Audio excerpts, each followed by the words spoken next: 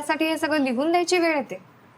ती लग्न झाल्यावर काहीतरी डोक्यात घेऊन आली ती नांदायला, ती विसरली म्हणून. काय विसरली? जसं की काही नियम, बंधनं, पद्धती, कुठं बोलायचं, कुठं गप्प बसायचं. पण म्हणून असं कोण करतं? नाही करत का? मग त्या बायका शहाण्या असतील, त्यांच्यावर चांगले संस्कार केलेले असतील.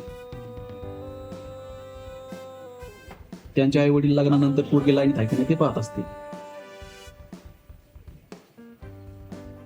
लग्न आधी सगळी सरलीत का नाही ते पाहत असतील. आपला नवरा रोमॅन्टिक नाही हे 4 लोक सांगत नसतील. दुसऱ्यांच्या बायका जातात का न सांगता ॲबॉर्शन करायला? नाही, मला खाली करायचंय.